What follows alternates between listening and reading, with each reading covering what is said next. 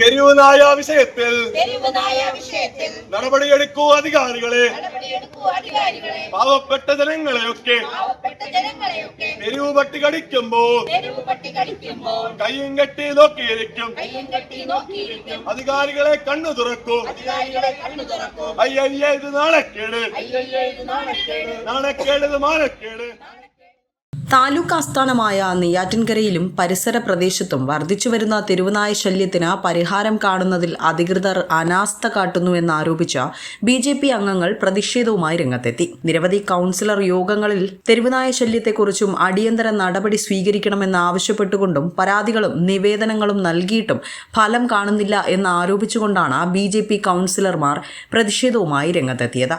നമ്മുടെ ഇന്ന് ഈ കൗൺസിൽ യോഗം ബഹിഷ്കരിച്ച് ഇറങ്ങേണ്ട ഒരു കാരണമെന്ന് പറഞ്ഞാൽ ഇതിപ്പോൾ 8 മാസമായി ഈ ഭരണസമിതി LDFന്റെ ഭരണസമിതി ഇവിടെ നിലവിൽ വന്നിട്ട്. അപ്പോൾ ഈ ആദ്യ കൗൺസിൽ യോഗം മുതൽ നമ്മൾ പറയുന്ന കാര്യം തെരുവ് നായ്ക്കളെ എത്രയും പെട്ടെന്ന് അവരെ പിടിച്ച് അടയ്ക്കേണ്ട ഒരു സംവിധാനം ചെയ്യണമെന്ന് ആദ്യ കൗൺസിൽ. അപ്പോൾ ഈ പറയുന്ന സമയത്തല്ല, ഇവർ തമാശ രൂപത്തിലാണ് ഈ കാര്യങ്ങൾ കൊണ്ടുപോകുന്നത്.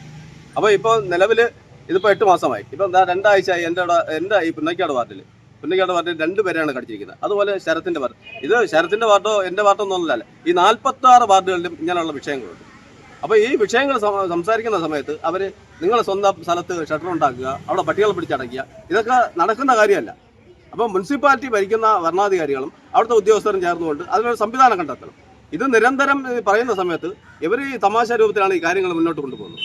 വരും ദിവസങ്ങളിൽ വാർഡ് അടിസ്ഥാനത്തിൽ സമരപരിപാടികൾക്ക് തുടക്കം കുറിക്കാനാണ് BJP നേതൃത്വം നിശ്ചയിച്ചിരിക്കുന്നത്. നമ്മൾ നടന്നു പോകുമ്പോൾ മാത്രമേ അത് അനുഭവിക്കാൻ പറ്റുള്ളൂ. നമ്മൾ കാറിൽ പോയി കഴിഞ്ഞാലും ബൈക്കിൽ സ്പീഡിൽ പോയി കഴിഞ്ഞാലും അത് അറിയാൻ പറ്റുകയില്ല. നമ്മൾ നടക്കുമ്പോൾ മാത്രമേ അത് അറിയാൻ പറ്റൂ. അത് കൂട്ടത്തോട് വന്നാണ് ആക്രമിക്കുന്നത്. ഇവിടെ ഗവൺമെന്റ് ആശുപത്രി, ആ ഹോസ്പിറ്റലിൽ തന്നെ അറിയാം എന്തുമാത്രം പട്ടികളാണ് നടക്കുന്നത്. പട്ടി കാരണം അവിടെ രോഗികൾക്ക് പോകാൻ പോലും പറ്റാത്ത അവസ്ഥയാണ്. ഇങ്ങനെ പോയാൽ വളരെയധികം പരിതാപകരമായ അവസ്ഥയാണ്. ഒരു ജീവൻ പൊലിഞ്ഞതിന് ശേഷം ഇതിനുള്ള നടപടി സ്വീകരിക്കുകയല്ലേ വേണ്ടത്. ജീവൻ സംരക്ഷിക്കുക എന്നുള്ളതാണ് ഒരു ഭരണാധികാരിയുടെ കർത്തവ്യം. ആ കർത്തവ്യം നേരെ തന്നെ ചെയ്യണം എന്ന് മാത്രം പറഞ്ഞുകൊണ്ട് ജനറൽ ആശുപത്രി പരിസരത്തും സ്കൂൾ പരിസരങ്ങളിലും തെരുവുനായ ശല്യം രൂക്ഷമാകുന്ന സാഹചര്യം ഉടലെടുത്തിട്ടുണ്ട്. കഴിഞ്ഞ വെള്ളിയാഴ്ച തവരവിള സ്വദേശിയായ സെൽവരാജിനെ തെരുവുനായ ആക്രമിച്ചതായിരുന്നു ഏറ്റവും ഒടുവിലത്തെ സംഭവം. ജഡ്ജി നേരിട്ടാണ് സെക്രട്ടറിയെ വിളിച്ചു വരുത്തി.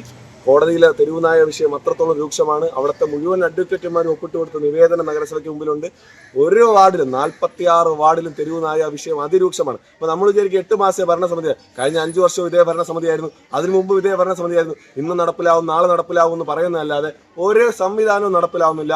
നാളെ ഈ തെരുവുനായ ആക്രമിച്ച് ഏതെങ്കിലും ഒരു സാധാരണക്കാരൻ മരണപ്പെടുന്നത് വരെ ഇവിടുത്തെ അധികാരികൾ കണ്ണു തുറക്കില്ല. ഒരാൾ മരണപ്പെടുമ്പോഴല്ല, അതിനു മുമ്പാണ് നടപടി എടുക്കേണ്ടത്. ഇപ്പൊ BJP-ക്കാരെ പ്രതിഷേധിച്ചു BJP കൗൺസിലർമാരുടെ വാർഡിൽ മാത്രമല്ല, കമ്മ്യൂണിസ്റ്റുകാരുടെയും കോൺഗ്രസുകാരുടെയും 46 വാർഡിലും ഈ പ്രശ്നമുണ്ട്.